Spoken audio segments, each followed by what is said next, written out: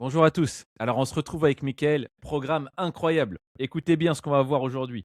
La différence entre freelance amateur et professionnel, les tendances de marché 2026, comment cumuler deux missions ou deux activités et en dernier, étude de cas de nos meilleurs clients. Donc j'ai réussi à convaincre Mickaël de sortir les secrets. Donc évidemment, on va pas les nommer, mais on va donner que du réel, d'accord? Donc les chiffres, l'état d'esprit, les astuces, comment ils ont fait et qu'est-ce qu'ils réussissent à faire exactement. D'ailleurs, ça va être incroyable. Bienvenue Mickaël, merci d'être là aujourd'hui. Mais merci pour l'invitation, Samir. Je t'en prie. Est-ce que tu peux te représenter très rapidement en 10 secondes pour ceux qui auraient le malheur de ne pas te connaître? Ouais, bah écoute, rapidement, moi je suis anciennement freelance data ingénieur. Et là, ça fait 2 ans et demi que j'accompagne avec maintenant mon équipe les freelances pour structurer leur activité d'un point de vue business. Donc, trouver leurs clients, négocier du remote, avoir du choix, passer à l'apport d'affaires pour ceux qui veulent aller au next step et tout ce qui va autour, quoi. Donc, on va dire structurer l'activité au sens large. Ouais, exact. Et c'est dans ce cadre qu'on a plein de clients en commun, puisque ça Exactement, fait ouais. le lien d'une manière assez naturelle entre professionnaliser son activité freelance et ensuite avoir les bonnes stratégies fiscales et financières pour se structurer et avancer. Bah, écoute, on lance tout de suite, les pieds dans le plat comme on a l'habitude. Vas-y, je suis chaud. Différence entre freelance amateur et professionnel. On en a parlé souvent, mais c'est un sujet qui est sans fin, j'ai l'impression. Qu'est-ce que tu peux dire, là qu'est-ce que ça t'évoque ça? Est-ce que tu as quelques exemples et qu'est-ce que tu peux nous dire là-dessus? Bien sûr, bien sûr. Ben moi, ça m'évoque un peu ce qu'on dit, très souvent, caricaturalement ou non, les CDI déguisés, que tu connais, je pense, très bien toi aussi, où on va avoir des freelances qui vont après ça se comprend, par inertie, on leur a proposé une mission par le bouche à oreille, par opportunisme ou quoi.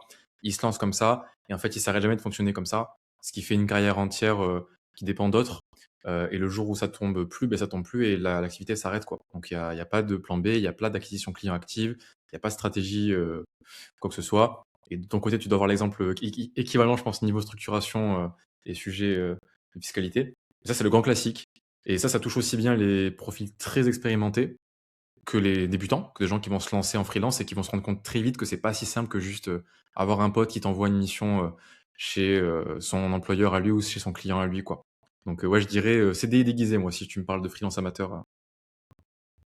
Oui, oui, donc déjà le constat, il est assez facile, moi j'ai une petite astuce pour savoir si on est sur une trajectoire amateur ou professionnelle. Ça va être très, très simple, tu vas voir. C'est de savoir dire combien d'argent on réinvestit dans son business. Et là, tu vois, on est assez confiants tous les 2 pour savoir que, Ouais. bah, là, tu peux pas mentir, quoi. Et en fait, alors, nous, on dit un truc simple, hein, freelance, enfin freelance consulting et cetera, c'est un business. C'est d'ailleurs un très bon business, mais c'est un business. Donc ça veut dire, ça fait de toi un chef d'entreprise.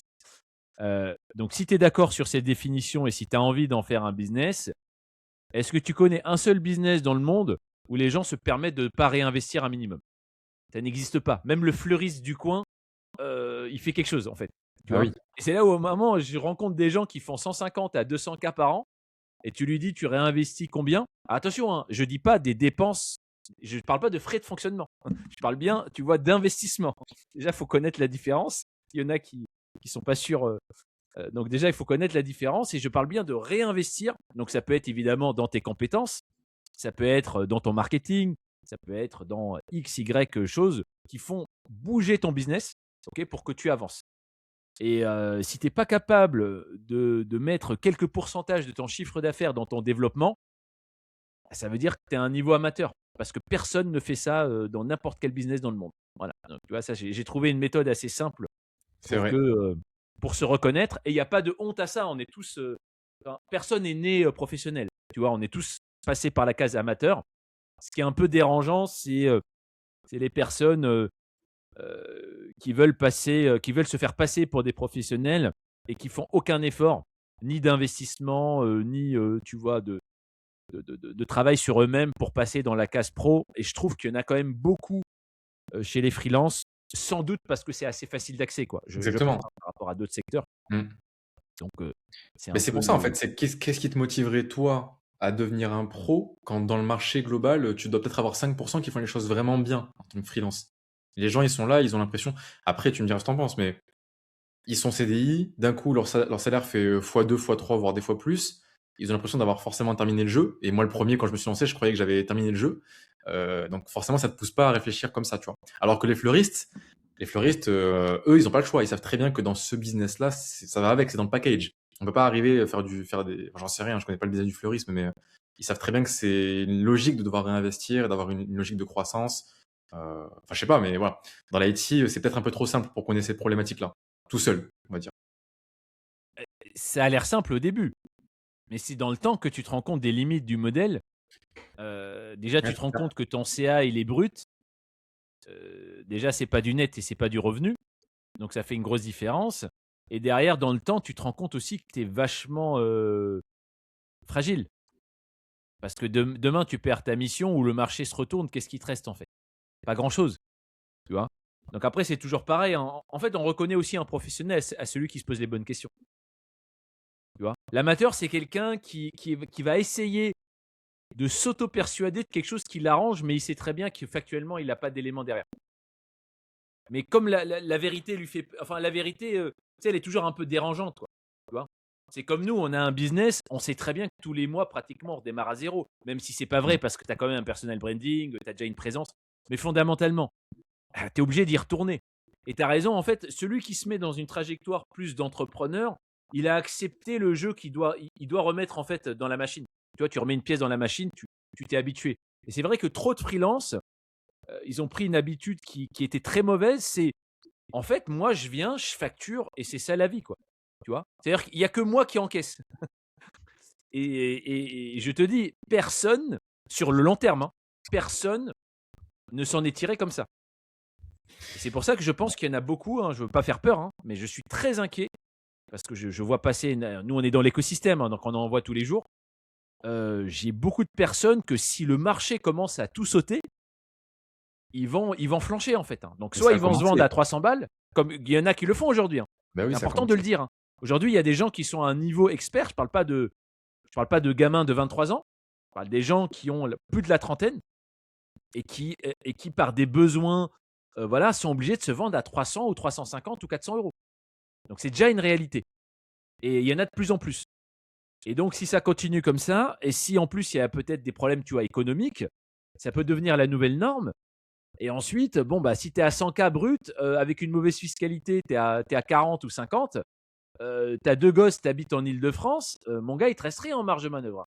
Tu vois. Donc ça peut aller très vite. Ouais. Et là, tu vas regretter les années où tu faisais 150 les doigts dans le nez pendant 3-4 ans. Et en fait, cet argent, il est plus là parce que tu en as fait n'importe quoi. Et tout le monde s'en rend compte maintenant, tu vois. C'est marrant parce que le timing, il est parfait. Là. Bon, en tout cas, au moment où on tourne le podcast, tout le monde s'est pris ce mur. Tu as quelques marchés, peut-être qu'on en parlera après dans la section un peu tendance, mais de mon point de vue, puisque là, on analyse bien plein de marchés, on a plein d'attaques qui remontent du terrain, mais comme toi, il y a quasiment tout le monde qui est impacté. Il y a quelques marchés qui sont un petit peu à l'écart de ça pour l'instant, où il n'y a pas trop cette problématique de tout s'arrête, j'ai plus de besoin, mais quasiment tout le reste, ils ont vu une différence. Pas tous Mm. sont sur la rue, mais tout le monde a vu une différence. TGM qui baisse, baisse de volume, et donc il y en a plein qui ont juste passivement, on va dire, baissé leur TGM, voire pire, des fois il y en a qui ont complètement arrêté, qui sont partis en CDI parce que pas de quoi s'en sortir, quoi. Et donc, ouais, moi, ça m'arrive très souvent et c'est un peu triste d'avoir des gens en appel qui sont des PM, par exemple, qui ont plus de 10 ans d'XP, qui prennent des missions à 400. Alors que moi, j'ai des gens à côté qui ont à peine un diplôme, qui ont encore leur cartable sur le dos et qui ont des meilleurs TGM qu'eux, tu vois. Je me dis, mais comment Oui. c'est possible? Enfin, Ouais, bref. ouais. Mais C'est. tu fais le lien. Tiens, bah, c'est un lien naturel, bien joué, sur le deuxième sujet qui sont les tendances de marché 2026. Donc, qu'est-ce que tu vois aujourd'hui un peu sur le. Alors, déjà, tu vois, premier truc, je sais pas ce que tu en penses. Moi, déjà, j'aime pas trop parler de marché freelance parce que je trouve que il n'y a pas un marché global, ça n'existe pas. Il C'est y a très tellement large, de ouais. différences, tu vois, entre les bons profils, certaines technos très demandées, machin, que déjà, quand on parle de marché freelance, on parle de quoi en fait? Parce que j'ai du mal à comprendre ça. On parle de quoi exactement? On parle de rien, en fait. Ça veut tellement rien dire. Enfin, il faut toujours adapter le contexte. Euh, Nous, on a en tout cas, chez nous, on a plusieurs catégories, on va dire, de marchés qu'on va regrouper. On va avoir déjà les profils fonctionnels, donc PO, PM, chef de projet, PMO, AMOA, les profils un peu comme ça, qui vont avoir leur marché un peu fonctionnel. Les acteurs dans ce marché-là aussi, ESN qui font quasiment que ça, les projets spécifiques où ils ont un intérêt. On a les profils plus dev après, marché du dev qu'on peut des fois associer au web, mais pas que. Ceux qui sont faire des technos un peu mass market. Les technos, il y a beaucoup de concurrence et très peu de barrières à l'entrée.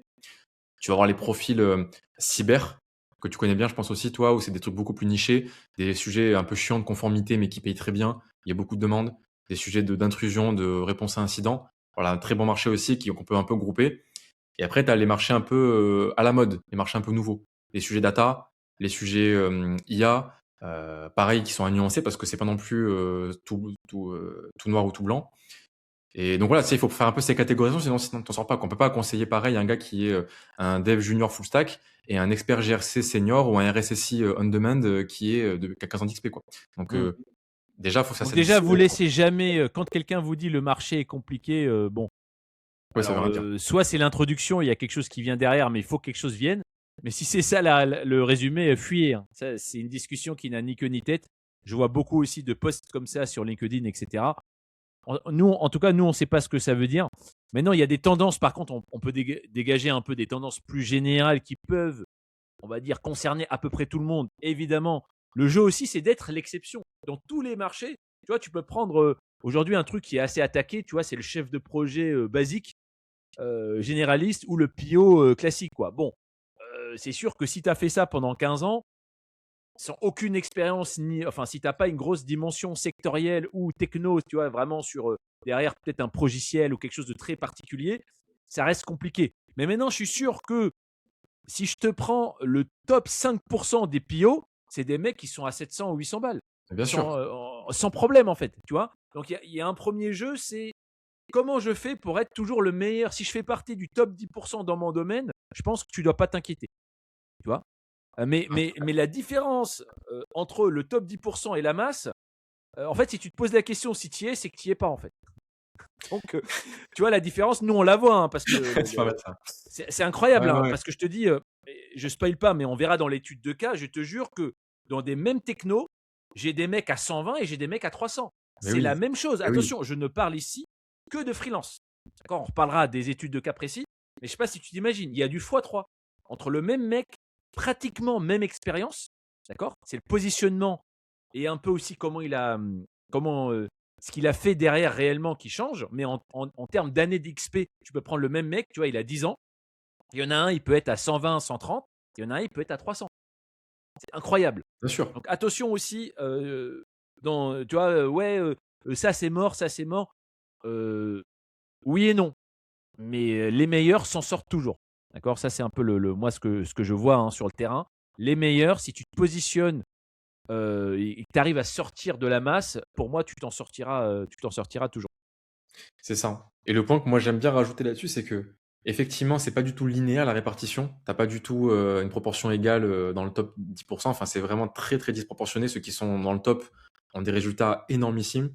On parle, enfin, je sais même pas si les gens y croiront quand on parle d'études de cas, parce que des fois les chiffres sont assez hallucinants, mais Ouais, c'est on a vrai. des profils qui sont simplement freelance et qui font des scores de fou, quoi. Ouais, Sur ouais, les mêmes marchés, à compétences ouais, égales, voire des fois inférieures à leurs confrères qui sont en galère. ouais. Et le sujet, c'est qu'aussi les gens ils s'imaginent que dans le top 5%, c'est un effort gargantuesque. En fait, le niveau de l'IT, je vais être assez cash, mais il est tellement bas qu'en fait, être dans le top 5%, c'est même pas non plus un chemin de croix, quoi. On peut très bien se différencier du marché, ce qui est cool pour vous. Ça veut dire que vous pouvez vous tirer l'épingle du jeu assez facilement. Avec des choses à la con, des sujets un peu à la con, hein, ça peut jouer à des petits trucs débiles, hein, mais qui, sur un marché où les gens sont un peu tous en mode autopilote, fait une énorme différence. Euh, donc Bah, ça c'est ça la aussi, gros sujet de différence aussi, tu motivation. vois, entre l'amateur et le professionnel. C'est se poser des questions, c'est avoir un réseau, c'est avoir une stratégie, c'est se remettre en question. C'est du travail, en fait, tu vois. Et ce qui définit l'amateur, c'est que c'est quelqu'un qui cherche une constance, ce qui n'existe pas dans le business, en fait. Mm. Tu sais, il aimerait que la mer ne fasse pas de vagues. Une mer sans vagues, ça s'appelle un lac, tu vois. Et encore, il ne faut pas qu'il y ait de vent. Donc, tu vois, en fait, tu souhaites un truc qui n'existe pas. Et c'est vraiment ça l'amateur, hein. Et il continue à dire ouais, c'est la faute du marché, c'était mieux avant, etc. C'est des phrases qui n'ont aucun sens dans le business, en fait. C'est-à-dire que le business, il est comme il est, tu dois t'adapter. et tu dois toujours faire en sorte d'être dedans. Parce que personne va t'écouter sur des doléances, en fait. Tu vois, ça marche pas comme ça. Et En plus, il y a c'est toujours là une où solution. les pros, moi je les vois, bah, ils prennent les devants, ils font des choses, ils écoutent leurs clients, ils proposent des solutions, tout simplement en fait, tu vois. Et après, avec l'expérience, bah, tu deviens de plus en plus pertinent et ça fonctionne très bien. Et j'ai envie de te dire, c'est d'autant plus facile euh, de faire la diff parce que la plupart des freelances, c'est des suiveurs. Tu vois, ils ne créent rien en fait. Tant mieux. Moi, Oui, ça bien m'arrange sûr, bien, hein. Moi, ça m'arrange bien, hein, parce que du coup, c'est vrai évidemment. que le niveau est pas très haut à dépasser. Mais c'est Oui, pour oui, ça bien que sûr. le sujet que moi, il m'énerve un petit peu. Après, il y en a de moins en moins quand même. Les gens quand même commencent à comprendre. Ceux qui posent la question du marché au sens large, qui ne font pas la nuance entre tel ou tel marché, euh, ne comprennent pas non plus que même si un marché est plus compliqué qu'un autre, il y a une solution qui est adaptée à ce marché-là. On a beaucoup de sujets, nous, par exemple, de profils qui sont sur des marchés plus compliqués comme le développement full stack, où il y a beaucoup de concurrence objectivement. Est-ce que pour autant c'est mort? Non, ça veut juste dire qu'il faut une approche qui soit pas la même que votre collègue qui fait du DevOps. Parce que DevOps, c'est pas du tout le même marché. Et là, pour lui, le niveau à dépasser pour avoir des missions, il n'est pas au même niveau que le tien. Si tu comprends ça, en tant que freelance, tu auras toujours des besoins. Et nous, d'ailleurs, paradoxalement, c'est ceux qui sont sur les marchés les plus durs qui ont les meilleurs résultats. Parce que Mm. c'est eux qui ont compris que bah, pour le niveau de marché, il faut trouver une différenciation, il faut faire un truc en plus. Et ça, vous pouvez le voir tous les jours, hein, parce que là, on parle de nos sujets d'IT qu'on connaît bien, mais vous prenez plein de marchés qui sont depuis 25 ans ultra saturés. Pourtant, il est encore là le marché. Il y a encore des gens qui vendent des formations de perte de poids. Donc, la perte de poids, ça fait déjà Et 50 ans que c'est qui gagnent saturé. plus d'argent que De d'autres toutes sur des réunies. marchés. Ouais, mais exactement. En fait, j'ai envie de te dire, moi, ce qui m'a toujours étonné, c'est que à la fin de l'histoire, je vois le marché enfin le business du freelance, un business comme un autre avec exactement à peu près, tu vois, les mêmes tendances marketing, les mêmes tendances de progression.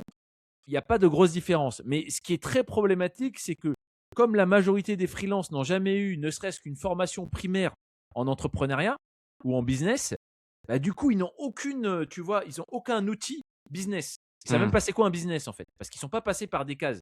Tu vois, là où on parlait du fleuriste, bon, je ne sais pas si c'est un bon exemple, on va pas faire l'émission là-dessus, mais tu vois, le mec qui était fleuriste, et s'il a démarré au marché en vendant des chaussettes, il a une base de vente en fait. Il a une base de clientèle, il a une base de marketing, tu vois, il a quelque chose.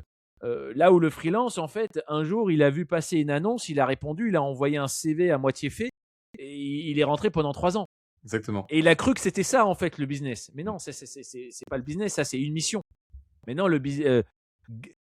comment dire, rester sur un marché, progresser, c'est une histoire de 20 ou 30 ans. Et là, tu peux pas enfin, tu peux pas survivre sur un coup de chance. Tu vois, c'est comme dans la nature.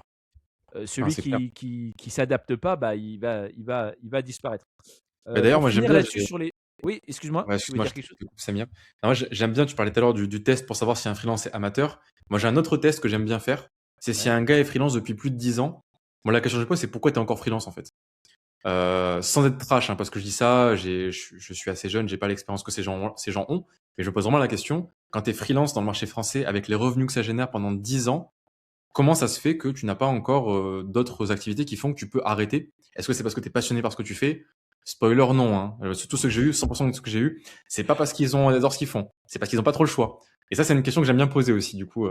Parce que t'en penses, T'as toi, même Samir? pas besoin de dire. Alors, si tu veux être un peu taquin, tu sais que je peux l'être aussi. C'est vrai que bon, entre 7 et 10 ans, si tu as fait entre 130 et. Tu vois, à partir de 130 par an, pendant 7 ans, la plupart l'ont fait sans discontinuer. Ça veut dire, C'est énorme en il y a plus. eu 2 mois d'intercontrat en 10 ans, quoi. Donc, c'est vrai que c'est. En fait, on connaît la réponse. Normalement, tu devrais être le mec le plus relax du marché, c'est-à-dire travailler une année sur deux si tu as envie. Parce que normalement, ce que tu devrais avoir, c'est 2 apparts, 2 petits immeubles de rapport et 500K sur un portefeuille qui tourne. Et tu devrais sortir 80K ou 100K en passif par an. Je parle de vrais chiffres, hein, attention, on en reviendra sur les cas clients, mais je ne donne pas ça en l'air, hein. C'est des chiffres qui sont travaillés. Mais on sait très bien que non. On sait très bien que tu as décidé que ton activité freelance, tu allais la considérer comme un revenu, ce qui est une erreur fatale. Ça, on peut en parler pendant 2 secondes, hein. Un business, c'est un flux. Ok. Quand tu lances un business, tu es là pour créer des flux financiers. Si possible, plusieurs. Au début, peut-être un seul flux. C'est pas grave. Mais le premier virage que tu prends très très mal, c'est que quand tu considères que ton activité, ça va te donner tant de revenus, tu prends ton revenu, tu vis. Bah, comme tu as dit, bon, bah là, tu es resté salarié, tu n'as rien compris en fait. Parce que l'intérêt en France d'avoir une boîte, c'est surtout pas d'en faire un revenu. Tu vois, évidemment, il faut vivre et il faut en Ouais. tirer un revenu, oui, mais il se trouve que là-dessus, on est le pays le plus taxé au monde. Donc, si le jeu, c'est je fais 150K dans une URL pour tout sortir et ensuite je me fais éclater à 60%, il n'y a aucun intérêt en fait. Ça veut dire que tu as loupé tout l'intérêt de construire quelque chose via ta boîte. Et il se trouve qu'en France, le seul moyen de s'en sortir, enfin, il y a deux moyens de s'en sortir. Le premier, c'est avoir la chance de partir à l'étranger et pouvoir continuer à facturer des pays développés. Ce qui se fait aussi très bien, mais ça, on va le laisser parce que je sais que c'est un sujet qui plaît et j'ai des cas Ouais, clients là-dessus. Ça marche de mieux en mieux, mais on va le laisser pour un autre podcast et d'autres sujets. Mais la première solution, toute simple, hein, que beaucoup de gens font, si tu as la chance de pouvoir travailler full remote et que tu n'as pas de, on va dire, de contraintes, tu vois, géographiques, bah, tu vas dans un pays qui est beaucoup moins taxé, et il se trouve qu'il y en a plein autour de nous, d'accord, et tu continues à taxer une zone comme la France, l'Allemagne, l'Angleterre, etc. Bon, très bien, ça marche très très bien. Ok.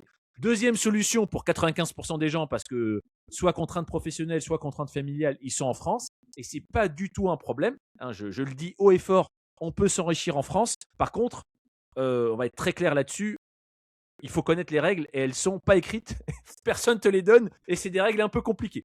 Voilà. Et en fait, il y a une règle de base simple. La France, c'est un pays de réinvestissement et de patrimoine. Si tu passes à côté de ça, bon courage. D'accord. Donc, il faut absolument que tu te serves de la structuration de ton entreprise pour pouvoir investir via ton entreprise, créer du patrimoine. Enfin, il y a différents types d'investissements. L'immobilier, c'est quand même pas mal. C'est pas obligatoire, mais bon, faut quand En même, c'est France, dommage de s'en passer. ouais, c'est le Mais classique. si tu commences à faire ça, au rythme, attention, là je parle pour des freelances, je parle pour des gens qui font 150 000 euros par an. D'accord, on précise. Je ne parle pas d'un mec qui fait 2000 balles par mois. C'est pour ça que en 4-5 ans, tu atteins des résultats phénoménaux. Pourquoi? Parce que en fait, tu as une capacité d'investissement de 80 ou 100 000 euros par an. Tu vois. Donc ça, si tu sais investir, alors évidemment, attention, ça veut dire qu'il faut, il faut que tu saches investir, il faut que tu saches faire du rendement, etc. Ok. Mais si tu sais faire ça en France, tu t'en sors très très bien. Ok. Je rappelle qu'on est le troisième pays au monde en nombre de millionnaires. Évidemment, la plupart de ces millionnaires, c'est des millionnaires du patrimoine, mais c'est quand même des millionnaires. Ok. On n'est pas un pays de clodo, comme on veut bien nous le faire croire Ah, à c'est la vrai télé. ça. Par contre, il faut savoir le faire parce que si ton Mmh. plan, et là, c'est un pays qui, en fait, la France, c'est un pays qui est sans pitié, sans mode d'emploi. Donc, en fait, tu es là, tu dis merde, quelqu'un m'explique. Bah non, en fait, on te le dira pas. Ni à l'école, ni, enfin, tu vois, c'est tabou. Et en fait, c'est soit tu as compris, soit tu te fais éclater. Et même si tu gagnes 150 par an, bah en fait, à la fin, il va te rester moins de la moitié. Donc, fatalement, tu vois, comme j'ai dit, aujourd'hui, si tu sors par exemple 70K ou 60K par an, mais si tu as une famille, en fait, c'est de l'argent confortable, mais il t'en reste pas beaucoup. Tu vois, parce que l'inflation fait que, tu vois, à un moment, je sais pas, tes enfants grandissent, tu veux les mettre dans une école privée, ce genre de choses, ça coûte un bras en fait. Tu vois. Donc généralement, mes clients, c'est des gens comme ça, tu vois. C'est des gens, après, ils avancent, ils vont, je sais pas, ils vont acheter une maison, ils vont vouloir mettre leurs enfants dans des bonnes conditions, donc ça coûte. Et donc, s'ils restent sur le schéma primaire, je gagne, je sors, je me fais éclater, cotisation sociale, impôt société, impôt sur le revenu, c'est compliqué de s'en sortir. En fait, c'est pour ça que 10 ans après, tu y es toujours, en fait. C'est C'est-à-dire ça, que ouais. tu vis bien, mais tu as pas avancé. Par contre, tu as 48 ans, tu as mal au dos, tu vois. Et tu es là, ton téléphone, il sonne, tu trembles et tu t'espères que c'est la prochaine mission. À un moment, les gars, bon, tu vois, est-ce qu'on peut avoir autre chose en output que ça, quoi? Est-ce qu'on peut espérer autre chose? La réponse est oui. Oui, Par bien contre, sûr. si tu pas le plan, c'est même pas la peine d'y penser. Mais ça qui est cool, je pense que peut-être qu'aussi il y a pas assez de gens dans le marché qui en parlent de ça parce que, enfin, de toute façon, tu le sais très bien, hein, c'est possible. Enfin, il y a rien de il y a rien de magique, hein. Il faut avoir effectivement ce savoir-là et comprendre comment ça se passe. Mais enfin, on le voit avec les gens qu'on a suivis, il y a rien d'insurmontable pour un humain normalement constitué, quoi. Tout le monde pourrait, en tant que freelance, mettre ça en place. C'est pas une histoire d'avoir un family office, d'avoir un avocat à côté de toi à chaque étape. Enfin, on parle de sujets quand même, je sais pas ce qu'on abordera aujourd'hui, mais c'est des choses qui sont, ça se fait, Eh quoi. ben, on Faut va pas avoir donner des peur. exemples. On va donner des exemples. Et tu as raison. Enfin, attention, n'importe qui, on parle de freelance. Bien D'accord. sûr, Donc, oui, c'est bah, pas ça, oui, n'importe qui, un toujours. mec dans la rue, Ah mais non. n'importe quel freelance à 120, 120, 130, tu vois, bon, le SMIC, il y a accès. Donc, il n'y a pas de souci. Moi, j'ai des clients qui ont 25 ans. Une année, enfin, même pas. Tu vois, si tu prends un gars comme Ahmed qui est passé sur mon podcast ou d'autres, ils m'ont contacté, ça faisait 6 mois qu'il était freelance. Donc, il n'y a pas de règle en fait. Derrière, j'ai Bien des sûr. clients, ça fait 15 ans qu'ils sont freelance aussi. Tu vois. Mais bon, vaut mieux commencer tôt que plus tard. Mais il y a aucune règle, comme tu dis, c'est ouvert à tout le monde. Après, ce qui fait la diff, c'est cette volonté en fait d'y aller avec une vraie stratégie et pas d'essayer de faire un truc dans son coin parce que tu as croisé un gars une fois à la cafette qui t'a dit n'importe quoi. Tu vois, faut être sérieux quoi. En Ça fait, les arrive sommes souvent ça, font hein. on peut plus se permettre de rigoler quoi. Tu vois, c'est un peu ça Et qui fait la diff. c'est très courant ça, parce que moi je sais qu'il y a quand même ces gros écosystèmes de groupes WhatsApp, de groupes de tout ce que tu veux entre freelance. Mais en fait, c'est que des freelances mendiants, quoi. C'est des gens qui n'ont pas de mission, qui galèrent. Je pense aussi au forum de Freework. J'adore Freework, attention, hein. Mais le forum de Freework, c'est un peu le repère de ceux qui galèrent. Et donc, en fait, les idées qui circulent là-bas, enfin, ça fait peur, quoi. Ça fait très, très Mm. peur. Donc, bon, c'est un peu drôle d'un côté quand on voit l'autre côté du marché. Mais bon, ça explique aussi beaucoup de choses. De pourquoi notre travail aussi respectif existe, hein, d'ailleurs, hein. Pour ces sujets un peu qui sont mal compris. Donc, ouais. Exactement, mais tu sais, le problème, c'est que en fait, souvent, un amateur fait 10 fois plus de bruit qu'un professionnel. C'est ça Surtout le en problème. France. Surtout en France, j'ai l'impression. Ouais. Les gens, enfin voilà, on parlait des études de cas, il y en a, on se dirait, mais comment je peux croiser ces gens-là au travail, quoi? Je le verrais, c'est pas possible, je le saurais si ce mec faisait ça. Mais en fait, non. En fait, ça Ben se non, voit pas parce sur qu'il leur va pas front, te le dire en fait. ah ouais, ça se voit pas, hein. Eh ben oui. Et surtout qu'un pro, en fait, généralement, il a moins de temps qu'un amateur. C'est ce qui les distingue. Et en fait, l'amateur, par contre, il parle beaucoup avec peu de résultats. En fait, c'est ça qui est drôle, tu vois. Comme j'ai dit, hein, moi, j'étais amateur avant, comme tout le monde. La seule chose où je faisais un peu gaffe, c'est d'essayer de la ramener un peu moins quand j'ai pas de résultats, tu vois. Et c'est ça qui est en France qui est assez rigolo, c'est que les réseaux sociaux, les forums, même certains événements physiques sont remplis de personnes, plein de convictions, mais pas de résultats. À un moment, il faut juste te dire, bon, peut-être que ton ego te prive de la progression. Tu Ouais, vois, carrément. vraiment, voilà, moi je connais même des gens qui ont des gros résultats. On n'en a jamais assez, on se remet en question, on continue à progresser. Tu vois Bien ce que je sûr. veux dire? Et l'amateur, lui, non, par contre, il t'explique par A plus B que c'est comme ça qu'il faut faire. Et donc, tu vois, par contre, il n'a pas eu de résultat depuis 4 ans, mais il continue à vouloir t'expliquer que c'est pas sa faute. Bon, ça sert pas, Ouais, ça ouais. sert pas à grand chose. Moi, pour finir, je vais donner 2 tendances que je vois qui fonctionnent assez bien. La première tendance, c'est des gens qui sont capables aujourd'hui de proposer plutôt des solutions. Ça marche très bien sur le marché PME, ETI, d'accord, petite et moyenne entreprise, entreprise de taille intermédiaire. Donc tu viens, tu proposes des solutions. Ça peut être des fois du forfait, mais là, je pense vraiment plutôt à des choses packagées sous forme de solutions. Ça marche de plus en plus. En tout cas, moi, j'ai des clients qui le font et je le vois de plus en plus. Ça fonctionne vraiment. C'est apprécié par le marché aujourd'hui de venir proposer des choses clés en main avec des douleurs clientes déjà effectives. Tu vois, ça marche pas mal. Et la deuxième chose qui est en train de. Personne n'en parle, où j'entends parler très très rarement, mais c'est dommage. J'ai de plus en plus de mes clients freelance qui ont des clients internationaux, américains, anglais, suédois, ce que tu veux, suisse, belge. Je vois personne qui en parle.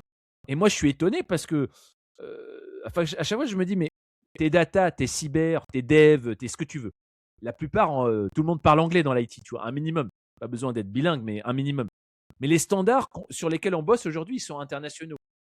Donc pourquoi tout le monde se tue sur le marché franco-français alors que le marché aujourd'hui il est mondial? Et à chaque fois que je pose la question à des bons experts, ils me disent non, tu sais quoi, en fait, tu as raison, j'ai juste pas pensé, je sais pas par où commencer ou par habitude. Et je te le dis, ça fonctionne enfin ceux qui le font correctement, ça fonctionne très bien, ça paye bien. L'autre avantage, c'est que c'est full remote évidemment. On va rarement te dire bah tu viens tous les jours à Los Angeles ou à New York. C'est pas le but quand ils cherchent un expert international. Et en fait, en Europe, ça se développe très très bien. Évidemment, hein, ça dépend des technos, ça dépend des secteurs. Mais Belgique, ça marche. Luxembourg, ça marche. Suisse, ça marche. Angleterre, ça marche très très bien. Ce qui marche très très bien aussi, c'est les groupes qui sont en Angleterre, mais filiales de groupes, tu vois, par exemple, américains Mhm. ou Ouais. d'autres pays, groupes asiatiques, etc. Donc, il y a un vrai truc à faire là-dessus. Je trouve que c'est sous-exploité. Je sais pas ce que tu en penses, hein, je voulais avoir ton avis là-dessus et je voulais en discuter en live avec toi, mais je ne comprends pas aujourd'hui que des encore une fois, on parle la plupart de nos clients, c'est quand même des gens assez ambitieux qui ont une bonne expertise et je comprends pas pourquoi sur le marché, français, on se coupe un peu de l'international. Mmh. Ouais, beh, je suis d'accord avec toi. Il y a un vrai marché dans tous les cas. Le marché, il est énorme dans l'IT. Ça, c'est aussi, voilà, ça rejoint un peu le sujet de tout à l'heure, de gens qui sont alarmistes. Non, enfin, le marché IT, c'est un truc de fou tellement il y a de besoins à faire. Sur les sujets internationaux, on a le même ressenti. On a des gens comme nous qui sont sur le marché londonien, beaucoup, sur les clients qui sont à Londres. Il y en a qui sont aux États-Unis, il y en a qui sont en Amérique latine, il y en a qui sont au Japon. Ça reste marginal parce qu'en vrai, je vois aussi le gros levier qui est inexploité dans l'acquisition basique des clients qui sont en bas de chez toi déjà. Et toi, peut-être, tu as des clients aussi qui sont déjà avancés, qui ont une activité qui tourne bien. Moi, j'ai des gens qui sont encore à l'étape où ils structurent leur activité. Et déjà, pour eux, la prio, c'est de sécuriser leur flux de clients qui les valorisent déjà très bien en France. Et là aussi, avec des bonnes approches, on peut bien négocier, avoir des bons TJ. On a aussi des gars, comme tu dis, qui vont chercher des solutions packagées. On a beaucoup de gars, nous, qui sont sur la vibe un peu en ce moment des outils d'IA. Ça a dû voir passer, je pense, avec les agents Ouais. autonomes, etc. Pour ceux qui sont un peu dans les milieux, je parle un peu de mots techniques, mais tous les agents style OpenClaw, Hermès, etc., qui sont quand même très demandés par les pareils PME, ETI et équivalents à l'étranger. Et on en a quelques-uns, nous, qui ont commencé déjà à aller sur ce créneau, de faire des offres d'agents packagés pour des entreprises, pour le patron d'entreprise, pour qu'il puisse avoir des workflows automatisés. Et ça se vend très très bien parce que expert technique, comme tu dis, il parle anglais très bien. Et en fait, la concurrence, même à l'échelle mondiale, elle n'est pas aussi sérieuse d'un point de vue technique qu'on peut avoir sur des experts français, quoi. On a quand même des gens bien formés, qui ont la tête bien faite. Et c'est un super levier, quoi. Et là-bas, on peut toucher des gros DJ aussi, parce que la France, c'est bien, mais vous allez sur le marché anglo-saxon, voilà, il y a moins de limites. Sky is the limit, quoi. Les mecs là-bas, Mmh. ils sont beaucoup plus une logique business, investissement, et ça se ressent. Donc, je Je pense valide que c'est ça. un peu ça l'avenir, hein. C'est être capable de réfléchir en termes de solutions. Il y a pas que l'IA, hein. Aujourd'hui, en fait, il y a un truc qui fonctionne très bien, c'est si tu sais faire du sur-mesure. En fait, on peut presque pas te copier, tu vois? Aujourd'hui, n'importe qui peut te sortir une formation, un truc de base, ChatGPT ou Claude, où en vrai le gars il met 30 secondes dessus. Bien sûr. Maintenant, tu vois, tu es une PME, toi tu es de Toulouse, je vais te donner un exemple pour, te faire plaisir. Tu es une PME dans l'aéronautique, tu vois, tu as des problèmes de, je sais pas, de logistique particuliers parce que, par rapport à, tu vois, à des pièces aéronautiques et cetera. Tu veux pas travailler avec un mec, de 22 ans qui s'est mis dans l'IA, pour te vendre un truc pas cher. Tu as vraiment besoin, qu'un gars soit capable, par exemple, d'analyser la data existante et de faire un truc un peu sur mesure. C'est pas obligé de coûter, 1 000 000. Tu vois ce que je veux dire? Bien sûr. Mais tu peux pas te permettre d'avoir quelque chose comme ça fait à la va-vite. Et en fait, ça, tu peux le dupliquer dans presque tous les secteurs. Évidemment, c'est bien aujourd'hui de mettre une couche d'IA parce que ça fait plaisir. En vrai, IA, ça veut rien dire, hein. Des fois, c'est Ouais, juste c'est de à la mode. l'automatisation, des fois, c'est juste, Mm. voilà. Après, il faut savoir aussi au niveau marketing, tu vois, surfer un peu sur certaines vagues, ça fait partie du jeu. Mais je pense que là-dessus, c'est un marché qui va s'ouvrir, notamment les PME en France, hein. Moi, j'avais pris un peu des stats. On est vachement en retard par rapport à l'Europe du Nord, Allemagne, Suisse, Scandinavie, par Mhm. rapport au nombre, de PME qui font appel des experts externes. Et je pense que Ok. c'est un marché aussi qui peut exploser. Parce qu'il n'y a pas le choix. Il y a autre chose qui joue en notre faveur dans le marché freelance, on en parle peu. C'est la catastrophe du recrutement. Aujourd'hui, recruter un expert, c'est devenu, tu parles avec n'importe quel RH d'un groupe, il te le confirmera, c'est devenu très très compliqué, notamment en France. Il y a plusieurs raisons pour ça, hein, parce que le droit du travail, bon, il est imbuvable. Les entreprises en ont marre d'être les dindons de la farce, c'est-à-dire tu prends tous les risques quand tu es une entreprise. Derrière le mec, il finit sa période d'essai, il commence à te raconter des conneries avec son médecin. Je suis en burn-out tout le temps. C'est toi qui payes. Quand tu vires quelqu'un, même des fois quand tu as des bonnes raisons, je crois que c'est 85% des cas, tu perds au prud'homme. Un truc comme ça. Donc bon, les entreprises, si tu veux, surtout les petits groupes, ils se disent, bah, en fait, un ou deux mauvais recrutements, ça peut plomber une boîte, hein. Il faut se rendre compte aussi du risque, tu vois, pour les PME notamment, ou les entreprises familiales, les petites entreprises familiales. Et donc aujourd'hui, bah, il est logique pour eux de se dire, j'ai pas envie de prendre du risque, ou alors d'avoir un mec qui travaille à 40% ou 30% de ses capacités et et je peux pas m'en séparer parce que ça va encore créer des problèmes, etc., quoi. Et c'est là où je pense que l'expertise externe, que ça soit des solutions, que ça soit un peu de TJM, que ça soit du forfait, que ça soit un truc qui fonctionne très bien aussi, du temporaire, de la force.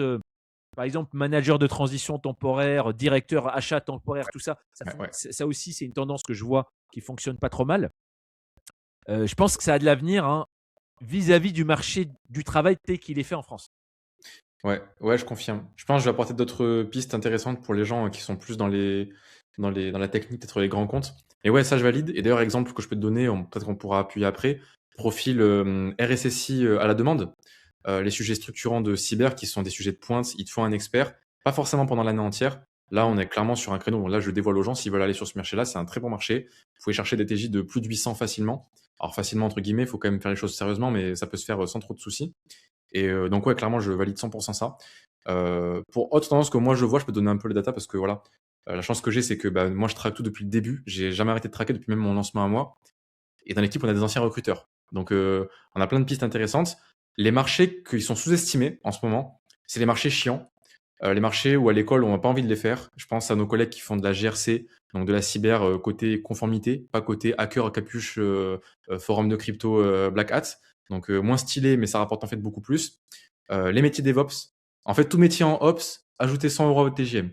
Prenez votre métier, vous rajoutez Ops à la fin, plus 100 euros. Ingénieur système SysOps, Dev, Backend, élargi, DevOps. Voilà, vous connaissez un peu la chanson. Je caricature, ne mettez pas en commentaire des insultes ceux qui sont concernés. C'est pour un peu la blague, mais ça marche quand même très bien.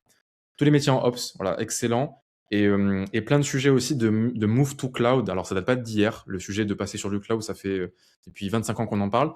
Là, on commence à voir des vrais sujets sur les métiers data. Moi, j'ai beaucoup de profils data qu'on a suivis qui sont sur des stacks soit très on-premise, donc euh, infra chez le client, les vieux serveurs à l'ancienne qu'on a achetés, etc. Et on a aussi l'équivalent de ces gens-là sur du cloud, donc du GCP beaucoup, du Azure beaucoup. La différence est faramineuse en termes de TJ, de proposition, de force de négociation. Donc là, j'invite tous ceux qui sont concernés à commencer à mettre un doigt dedans et pas repousser ça indéfiniment. Même si vous avez des missions qui vous paraissent bien, oui, j'ai une mission à 500, 600, tu pourras avoir 700 en fait. Tu pourras avoir même peut-être plusieurs missions en parallèle en ayant une casquette cloud. Donc nous aussi, gros sujet, ce sujet de move to cloud pour ceux que ça concerne. Et d'ailleurs, ça se transmet très bien avec les PME parce que les PME aussi sont prospectés par les grands commerciaux de chez Azure et chez Microsoft, chez Google. Donc ils sont aussi concernés. Et donc être expert sur ces sujets-là, c'est, je pense, un des meilleurs investissements que vous pouvez faire actuellement, quoi. Après, ça Ouais, pourra bouger, mais on voit beaucoup je ça en effet. confirme, hein, j'ai pas mal de clients sur le cloud, ça fonctionne très bien. Azure, AWS, et cetera. Progiciel aussi. Progiciel, ça fonctionne bien. Certains progiciels, alors là, je m'y connais pas, hein, It's okay. mais il y en a. Quand tu es bien calé sur un progiciel, et encore mieux avec une spécialisation sectorielle, bah, généralement, Ah oui. tu bosses pratiquement toute ta vie, hein. Donc Ouais, moi je pareil, pense. ça fait peut-être pas rêver, tu vois? C'est peut-être pas ce qu'on raconte sur certains forums. C'est Encore une ça. fois, nous, on essaye de vous donner vraiment le terrain.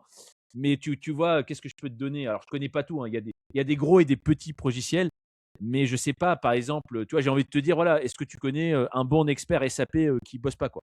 Moi, j'en Ah connais ouais, mais pas, c'est ça. tu vois? Et SAP, comme ça, Salesforce. je peux t'en Ah citer ouais, pas ouais. mal des progiciels. Ah ouais, ouais, ça Donc c'est ouf. et après alors on va faire le lien avec le prochain sujet, c'est comment cumuler 2 missions ou 2 activités, et je vais vous expliquer la différence, c'est important de comprendre. Mais je fais le lien parce que c'est très important ce qu'il a dit Michael, c'est que, par exemple, je suis aujourd'hui n'importe quoi et je suis capable aussi de monter en puissance sur le cloud. En un, je peux me vendre plus cher, mais en 2, on n'est pas obligé de voir le business que par TJM. Je donne un exemple, hein, on peut avoir une Tout à première fait. mission très basique à 600 euros au jour sur, allez, je suis un dev de base, tu vois, on va donner un truc simple, voilà. Je fais des petits trucs sur des applis, voilà, pour mon client, très bien. J'ai mon petit truc. Et derrière, bah, je me suis spécialisé soit sur un logiciel, soit sur le cloud, d'accord. Et je rajoute une casquette au bout d'un moment dans ma carrière, ce qui me permet, bah, soit de monter par le TJ sur des missions plus complexes, ou alors de séparer et d'avoir une Ouais. mission très long terme, parce que le dev, tu vois, c'est quelqu'un, généralement, quand tu rentres chez un grand compte et que tu connais un peu tous les applis et tous les bugs, bon, bah, ils ont envie de te garder sur du très long terme. Donc ça peut être une planque, tu vois, se dire, bah, voilà, je suis sûr de faire mes 130 par an chez ces clients-là, c'est ce type de client assez longtemps. Et derrière, ça me laisse un peu du temps quand je maîtrise mon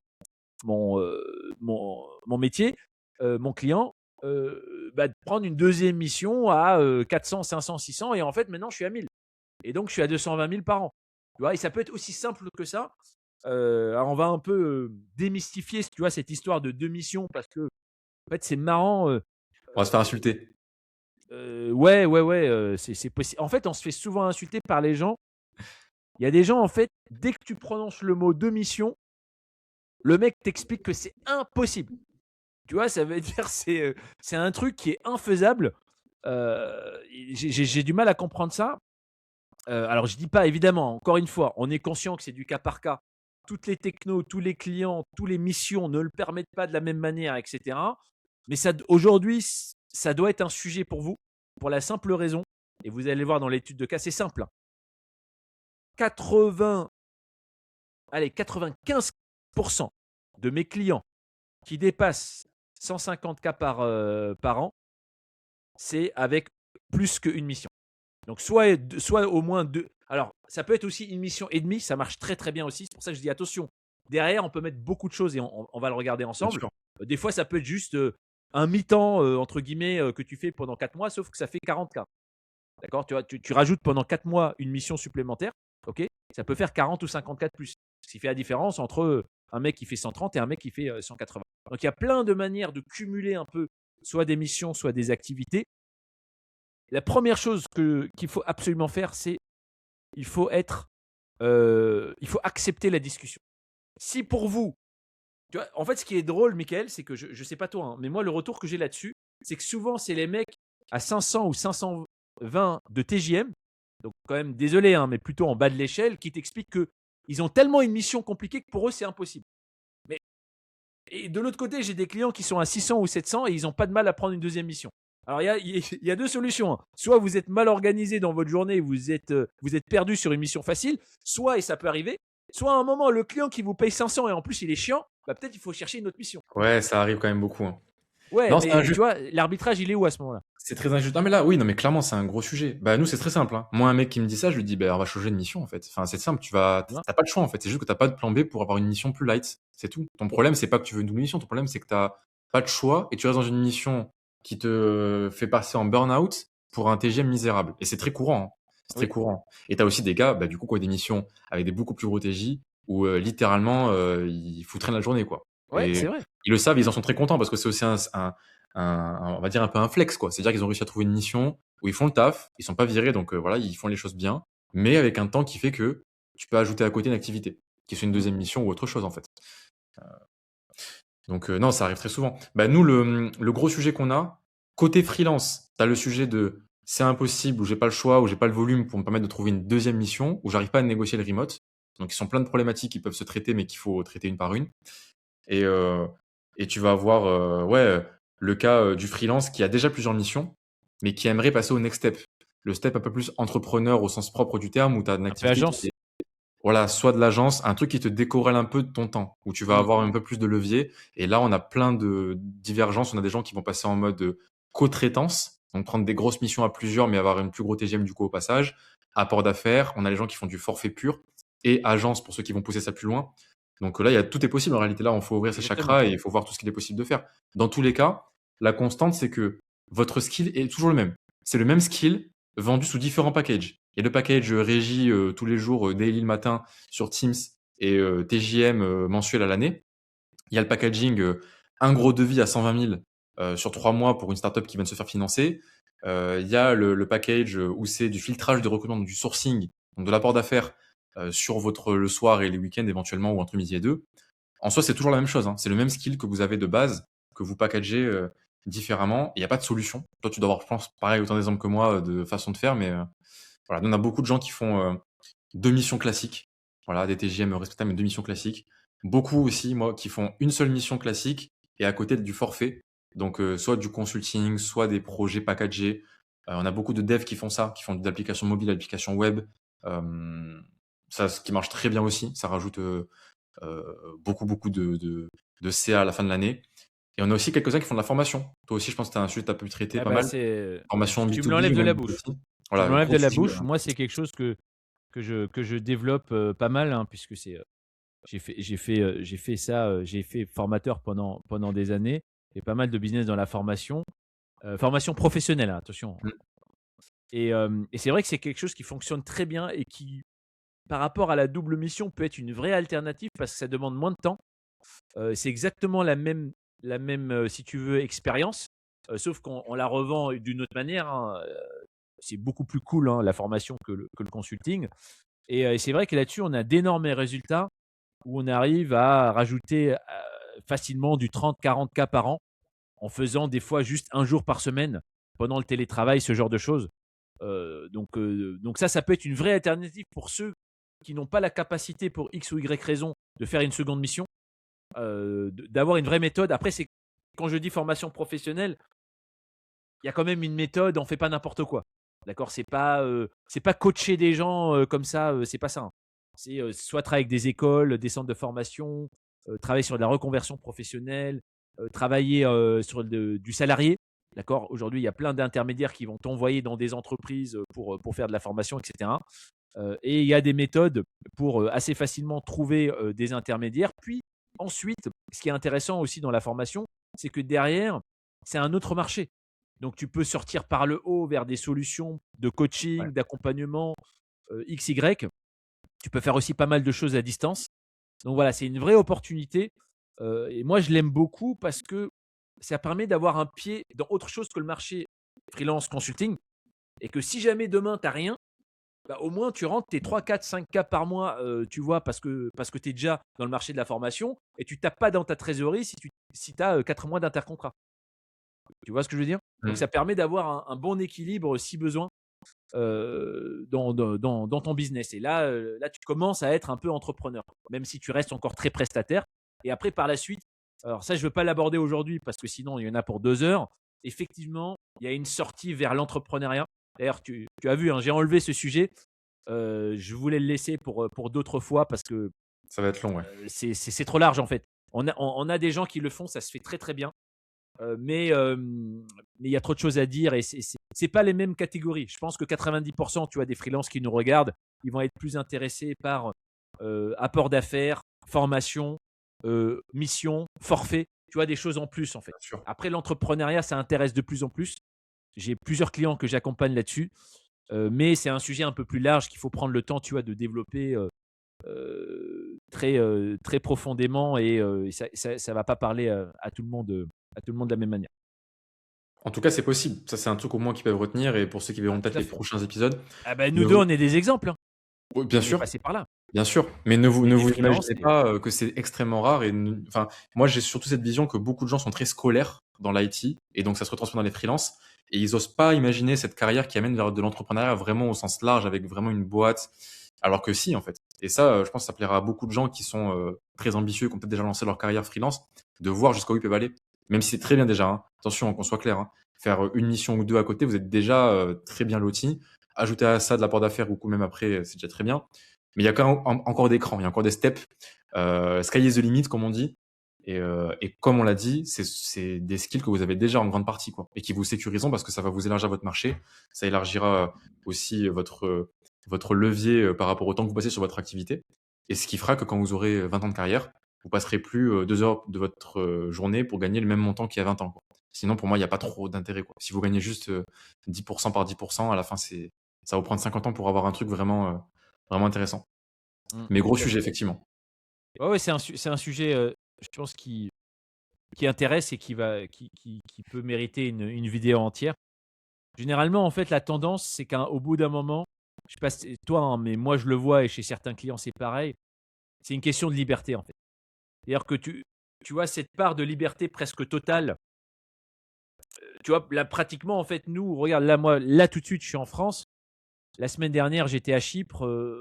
Il y a 2 mois, j'étais en Égypte.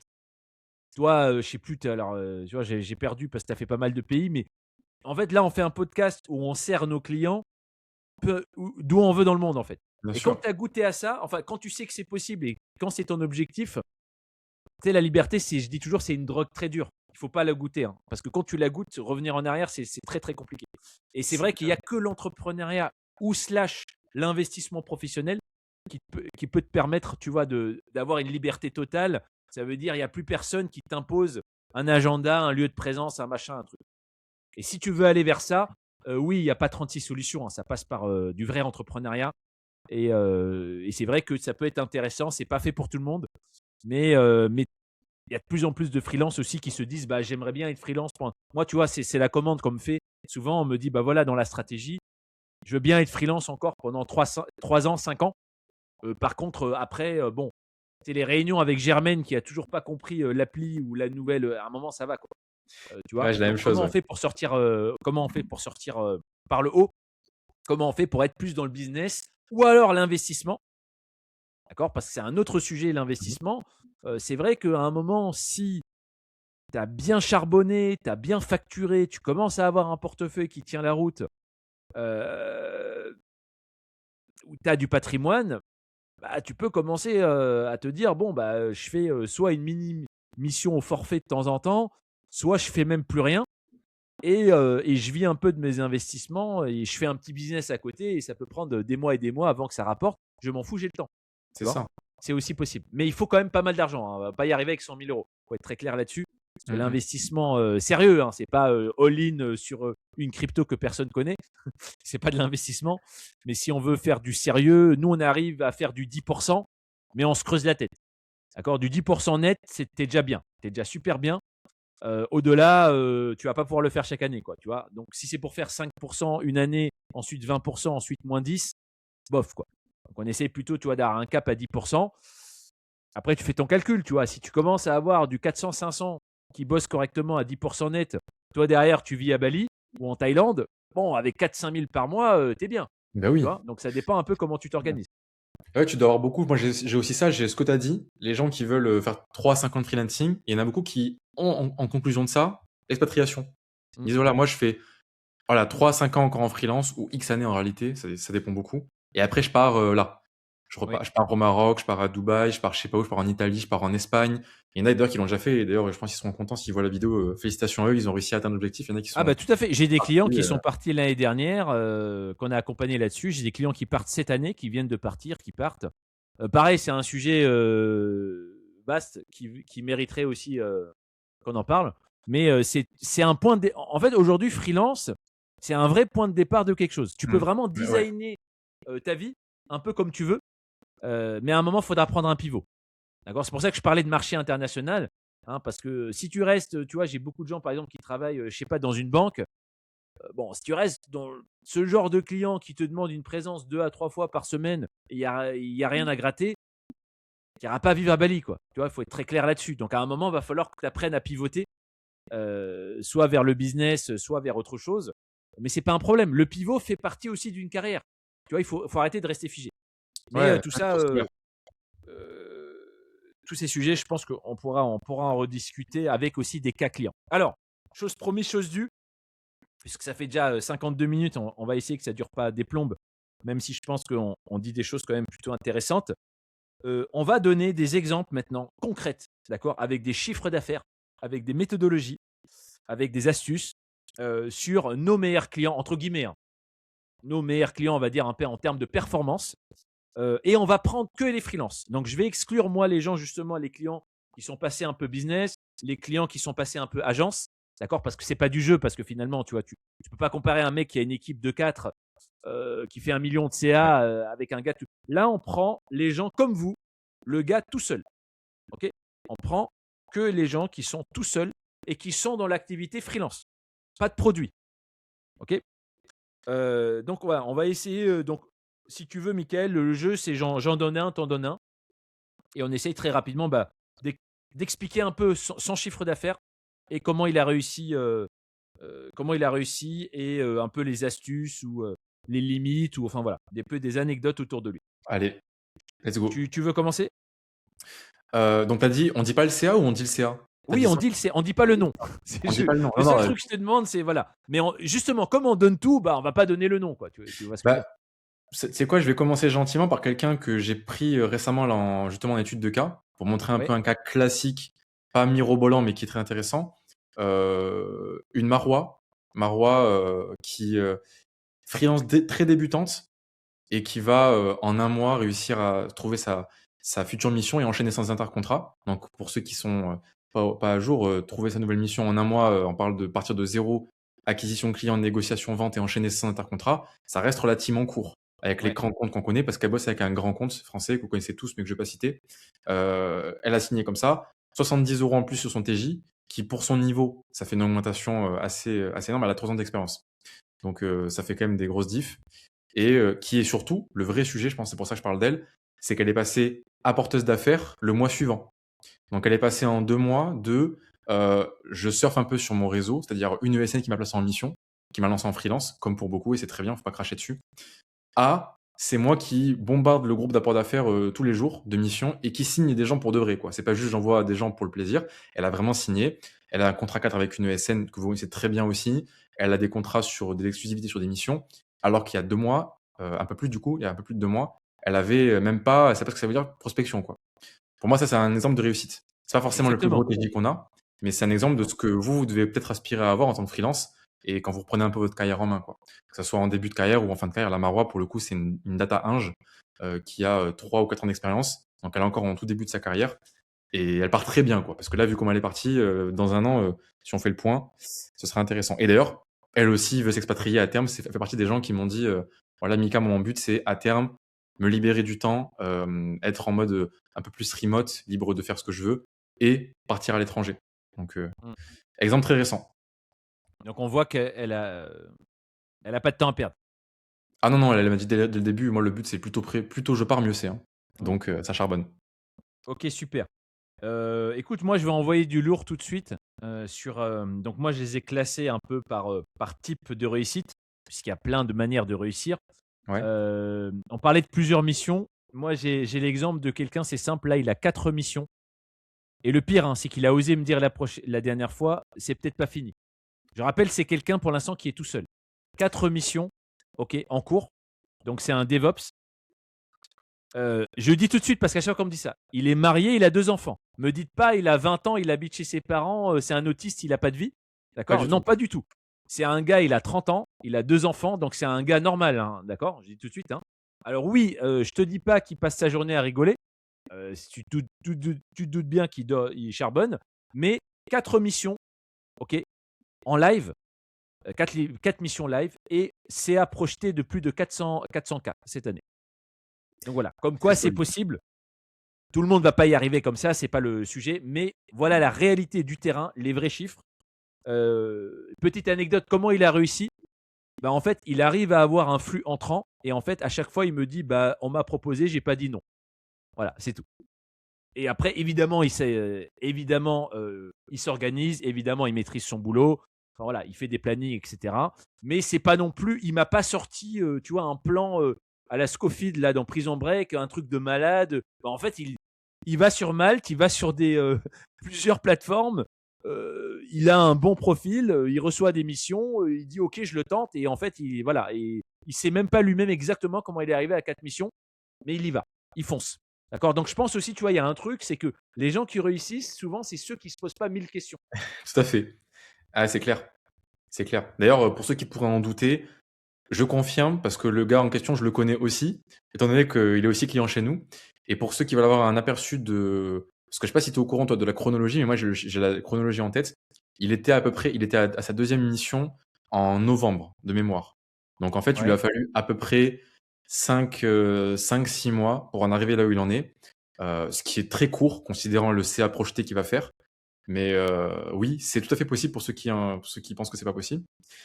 Et tant qu'on est là-dedans, allons dans la surenchère. Je vais sortir le plus gros case study que j'ai, que à la demande du gars, je vais devoir être très flou parce qu'il peut être identifié. Et il m'a dit Mm. explicitement mais il est quand même OK pour que j'en parle de son cas. Euh, Là, on est sur un CA projeté. Je vais le refaire parce que j'ai un doute. Euh, on est sur un CA projeté de, je pense, 800 000. On parle d'un freelance solo. Vous devinez, sans que je dise son métier, que c'est un profil qui est senior. On parle pas d'un mec qui sort d'école, évidemment. C'est quelqu'un qui a une grosse expertise. Il cumule 5 missions, bientôt 6, à chaque mission plus de 800 euros par jour. Donc je vous laisse calculer. Chez des grands comptes, c'est un freelance solo. Alors est-ce que c'est la bonne idée? Moi, franchement, à mon avis, vu le CA qu'il génère, il aurait déjà dû passer au next step depuis un bon moment. Mais bon, il fait ce qu'il veut. Ouais, effectivement, c'est ce que j'ai dit à mon Voilà. client aussi. Je me dis, est-ce qu'on perd pas des opportunités? Parce qu'apparemment, il est doué pour attirer, tu vois, des opportunités. Moi, je lui ai conseillé, donc on est en train de travailler un peu sur une évolution du modèle. Mais bon, j'ai envie de te dire, franchement, ni toi ni moi, on fait 800 000 l'année, donc on va pas critiquer le mec parce qu'en fait, il suffit. En fait, même si c'est pas, on va dire si c'est pas optimal, au bout d'une année, le mec, il est presque refait, quoi. Donc, Exactement. D'ailleurs, ce qui faut est juste très, qu'il très aille au bout, marrant, quoi. il va rigoler s'il voit la vidéo, mais un jour, pour l'anecdote, nous, on a des groupes de coaching sur WhatsApp avec moi, Queen, qui est celle qui m'aide pour le coaching, enfin, qui gère même le coaching maintenant presque à ma place, et le client. Et un jour, il s'est trompé de conversation. Il nous a envoyé sa réservation de vacances avec sa femme. Et j'ai vu la maison, j'ai compris en fait. Quand j'ai vu la réservation de ses vacances, je me suis dit, bon, ok, il y a des niveaux à ce jeu très élevés dans le freelancing, et ça m'a fait beaucoup rire. Donc voilà, bon, ça c'est le cas le plus extrême qu'on a. On a un gars qui fait des C'est scores de malade. c'est bon de le savoir. Moi, j'avais l'exemple aussi d'un collègue, là, c'est pas un client, mais c'est quelqu'un que je connais qui a réussi à faire 1 million en 3 ans. Waouh. Donc voilà, mais lui, ce qui sort du lot, c'est que c'est sur une seule mission. En fait, il Ah s'est ouais, c'est placé à 1 300 € jour sur, de la fusion-acquisition, sur un client, en fait, qui croyait que c'était vite fait. Et là, c'est aussi une niche, hein. Alors je la connais pas je la connais de loin parce que j'ai travaillé en finance, mais il paraît que c'est une niche super intéressante parce que les clients dans la fusion-acquisition, donc les clients, tu vois, qui vont acheter une autre boîte et cetera, ils croient toujours que ça va durer quelques mois et en fait, ça met des plombes. Parce qu'il y a toujours des nouveaux sujets, tu vois, lui était sur le SI, en fait, il y avait une synergie à faire et cetera, et en fait, ça a mis 3 ans et voilà, et donc il a sorti 1 million sur 3 ans sur une seule mission. Donc ça aussi, tu vois, c'est très voilà, c'est fort. juste pour vous montrer des exemples du terrain, des gens qu'on connaît, d'accord, qui sont soit des clients, soit des gens très proches, avec presque accès en fait à leurs chiffres, à leur compte bancaire, et cetera. Donc il y a zéro mytho. Et pour vous dire que c'est possible d'une certaine manière et que la barre, en fait, il y a presque pas de limite. Je vais donner un autre exemple très rapide, c'est pour vous montrer que ça existe et moi je trouve ça bien. J'ai même plusieurs clients qui sont dans ce cas de figure. Là, j'en pense à un en particulier, un CDI. D'accord. Par contre, il a signé à plus de 100K. OK. En fait, c'est une fin de mission. Le client lui a dit: «On t'aime bien. Par contre, ça fait 3 piges que tu es chez nous, on veut t'internaliser». Ouais. Et pareil, au lieu de alors souvent, tu vois, j'entends ça, les freelances: «Ah non, jamais de la vie et tout». Alors oui, on est d'accord, hein, souvent, c'est pas du tout intéressant, mais attendez, négocier. Et lui, en Bien fait, sûr. il a dit: «OK». Mais déjà, bon, bah, tu vois, lui, les data, donc déjà oui, mais à un bon prix. Donc on lui a dit oui. Et en fait, il est quasi en full remote. Donc qu'est-ce qu'il a fait? Il a pris, je crois 110K au niveau du CDI et derrière, il a gardé sa mission à 140. Donc du coup, il est à 250 et ça fait des années qu'il est comme ça. D'accord? Alors avant, il était plutôt sur une double mission. Aujourd'hui, il est sur CDI plus, plus une full mission à côté. Donc beaucoup de remote, hein, évidemment. Mais voilà, 250K et c'est pas le seul, hein. J'ai plusieurs clients qui sont entre 150 et 250 avec la version CDI plus, tu vois, une mission à côté. Donc c'est bon à savoir, ça Mm. existe et ça fonctionne très bien et c'est du long terme. Encore une fois, c'est pas quelqu'un qui a fait ça pendant 2 mois. Je vous parle vraiment de choses qui durent depuis des années. De toute façon, c'est mérité à un moment quand tu fais du bon travail. La LTV, comme on dit dans le business, la lifetime value de tes clients, elle explose, quoi. Dans l'IT, les projets sont très longs. Vous pouvez toujours trouver le moyen d'avoir un intérêt pour vos clients et ça se voit, hein, sur les chiffres, hein. Donc Ouais. ça, c'est clair. Je finirai moi par un exemple intéressant pour des profils un peu plus sur des marchés compliqués. Je parlais tout à l'heure de marché full stack qui était un peu plus en retrait parce qu'il y a une grosse concurrence. Ben là, je vous parlais d'un profil, pareil, qui se reconnaîtra, euh, très jeune. Pour vous dire, il est encore alternant au moment où je vous parle. Il le sera plus dans quelques mois, mais il est encore alternant. Il signe à peu près pour 100 000 euros de forfait par trimestre sur du développement mobile. Alors, astuce que c'est pas, je vais pas lui niquer son marché, mais je vous dis l'astuce. Vous allez voir les startups qui viennent se faire financer et qui n'ont aucune idée de ce que c'est le monde de la tech.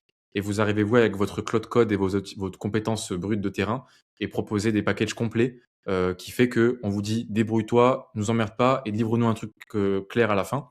C'est ce qu'il a fait. Et là, il prend ses 100-120K par trimestre sur un seul client qu'il a prospecté comme ça, en étant encore, je répète, alternant sur un marché qu'on considère être un bain de sang. Alors c'est encore le cas, attention, je dis pas que c'est facile, le marché du dev est facile, mais vous avez aussi à côté de ça des trucs comme ça, des jeunes qui vont réussir à vous signer des belles missions sur des clients bien ciblés, avec un produit de qualité. Attention, c'est pas 4G, c'est bien sérieux, le résultat à la fin il est magnifique, mais on est dans du dev.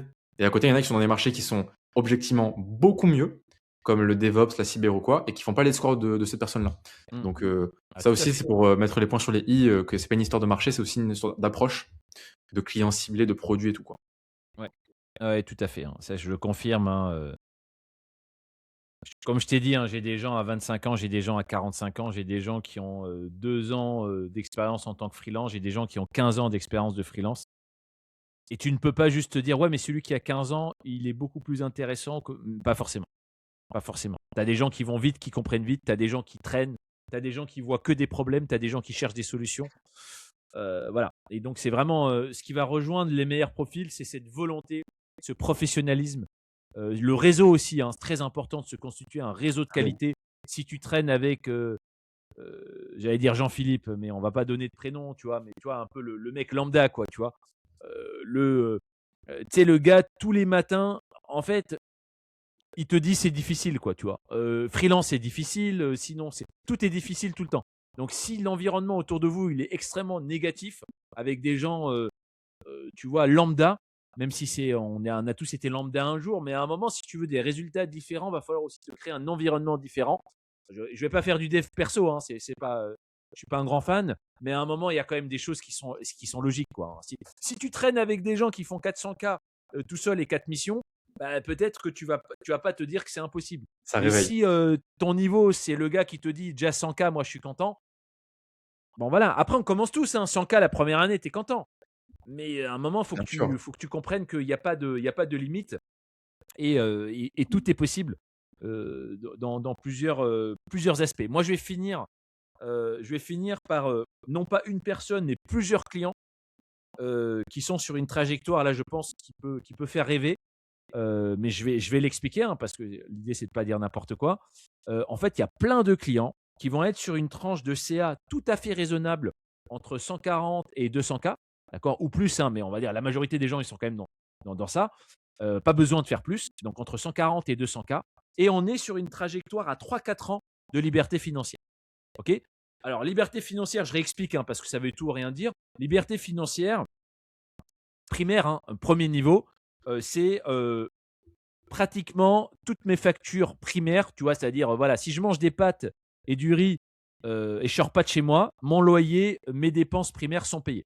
Donc ça veut dire, par exemple, si je me lève le 1er janvier et j'ai pas envie d'y aller, et ben, je peux tenir toute l'année sans travailler. Ok. Niveau 1, on va dire de la liberté financière.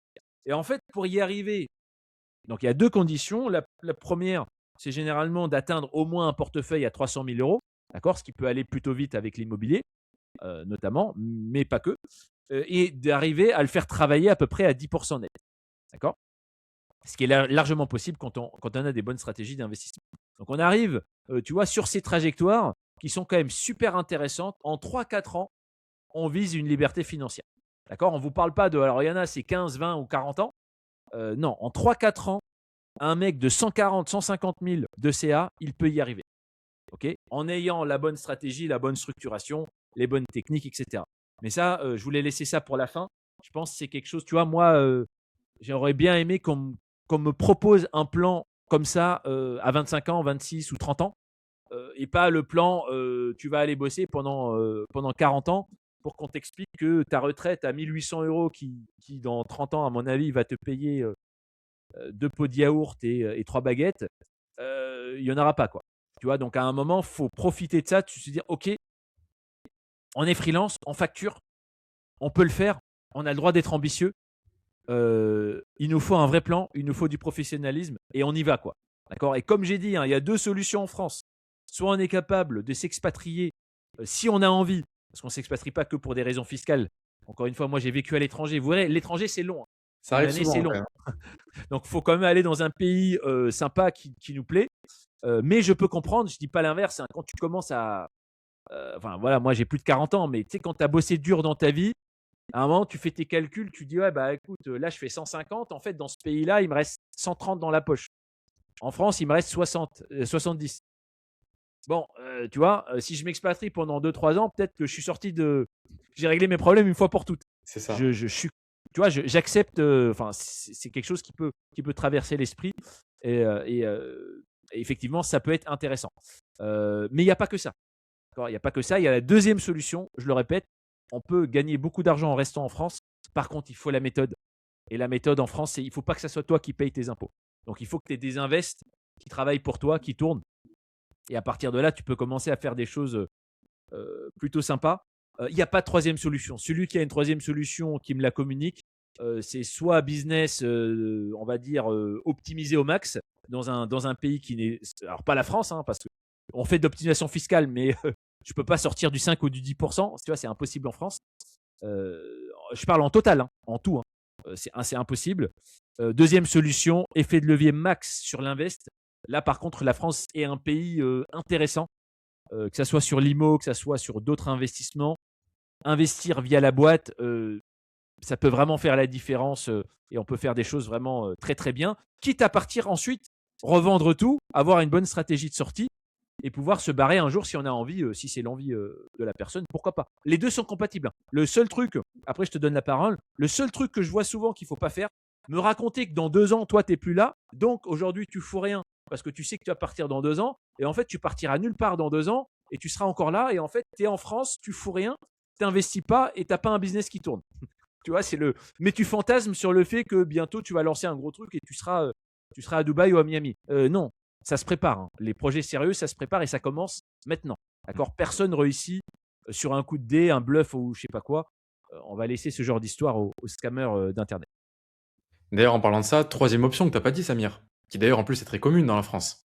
Ça C'est s'appelle quoi? la fraude. Fraude plus ou moins déguisée.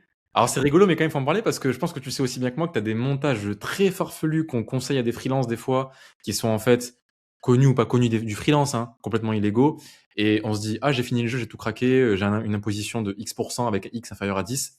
Et en fait, le jour où malheureusement tu tombes sur celui qui se fait attraper, tu t'en rappelles toute ta vie parce qu'en fait, tu passes toute ta vie à payer, quoi. Et moi, j'en ai quelques-uns. Donc, petite histoire C'est vrai. sympa de gars qui sont en surendettement, qui sont, on va dire, avec des crédits à l'URSSAF à vie. Pour ceux qui savent que c'est possible, enfin, sachez que c'est possible, vous pouvez avoir une dette à l'État pendant toute votre vie sur des sujets comme ça.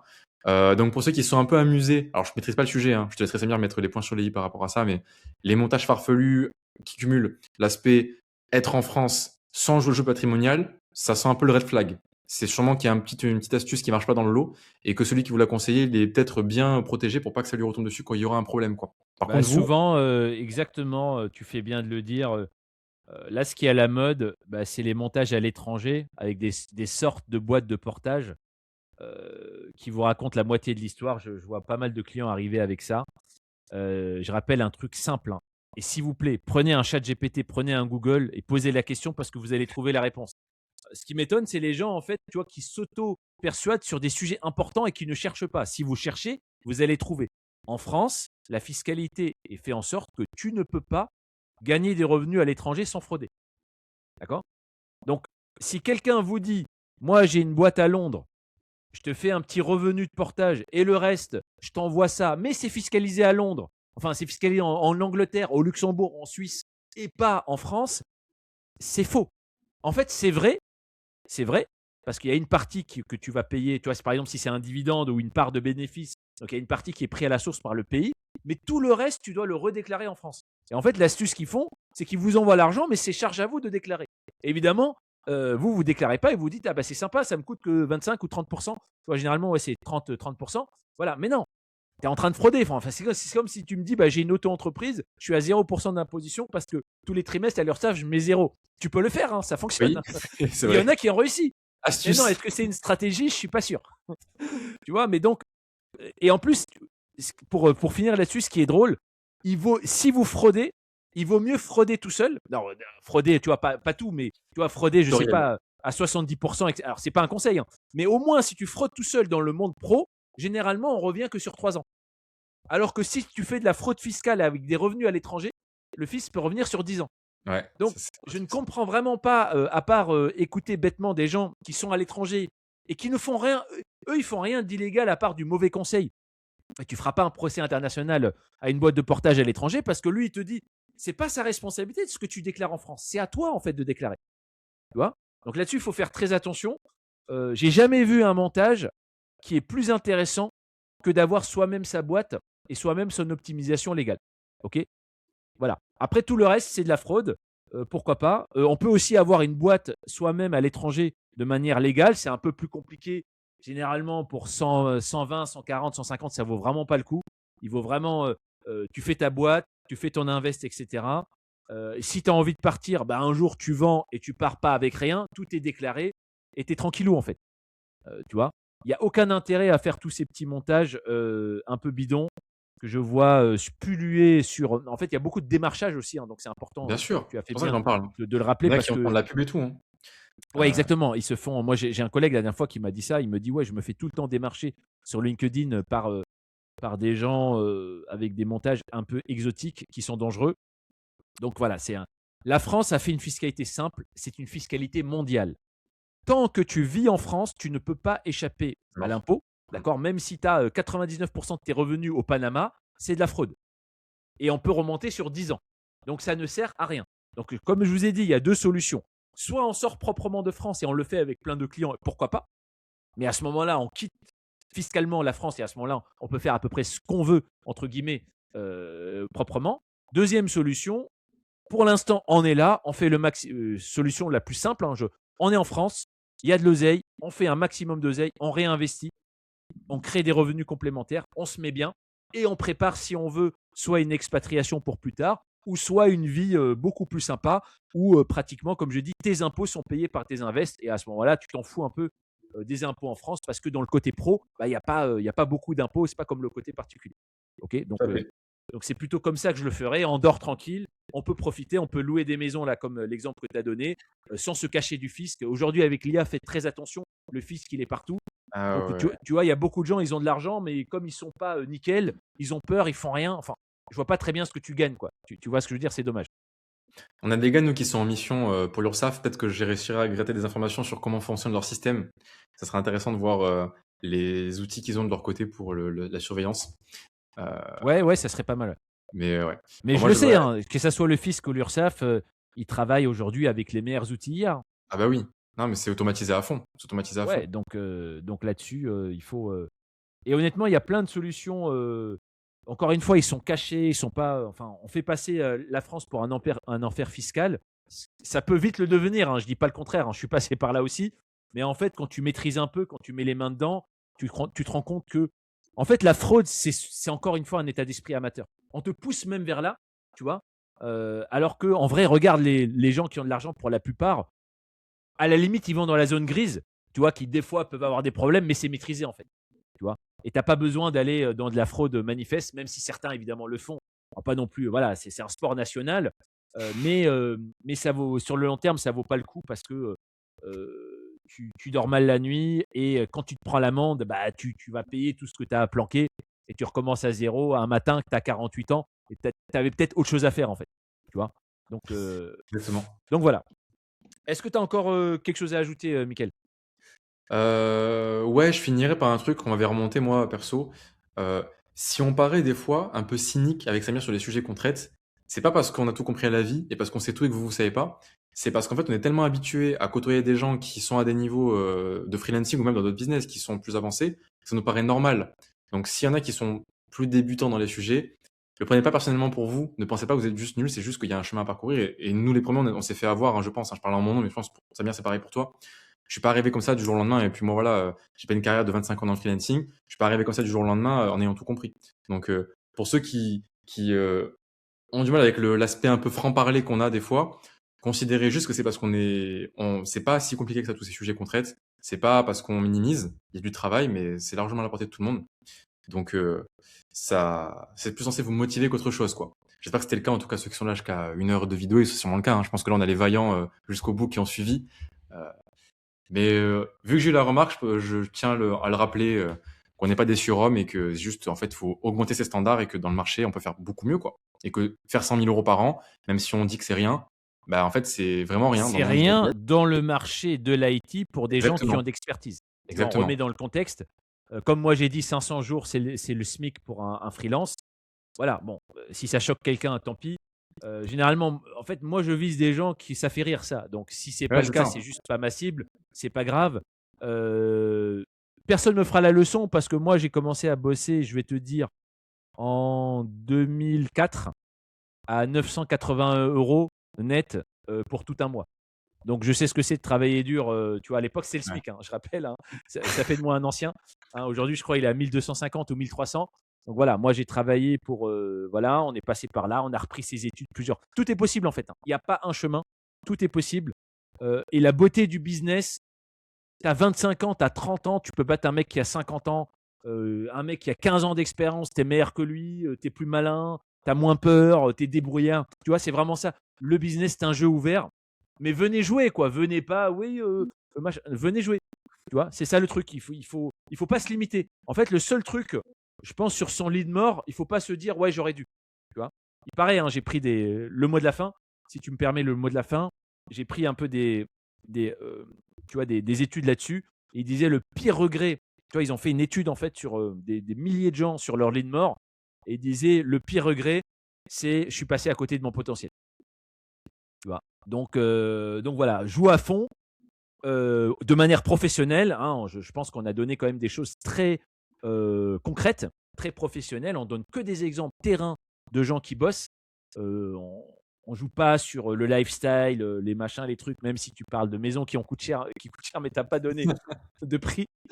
Donc voilà, c'est vraiment pour vous montrer que le freelancing, c'est un monde à part. Ça fait de 100 à 1 million pratiquement. Tu vois, donc tu peux aller très très loin. Ça peut être la base de départ d'une expatriation réussie. Je ferai passer aussi des gens sur le podcast qui l'ont fait. Ça peut être la base de départ de gens qui ont des vrais business aujourd'hui. Ça peut être la base de départ des gens qui sont aujourd'hui des rentiers immobiliers. Là aussi, je pourrais faire montrer un peu des exemples. Donc, allez-y à fond et ce que vous voulez, en fait, vous pouvez l'obtenir à votre manière, mais cherchez pas la solution du voisin et vous arrêtez pas parce qu'un mec vous a dit non, c'est pas possible. Heureusement que ça marche pas comme ça. Écoute, 1h21, je pense que c'était nickel. Merci beaucoup, Mickaël. Merci, Je vais mettre en descriptif ton LinkedIn comme d'habitude pour ceux que ça intéresse. Ta chaîne YouTube aussi, pourquoi pas. Et puis voilà, on va vous dire à bientôt et j'espère que vous avez pris un max de plaisir. Allez, ciao tout le monde. Ciao.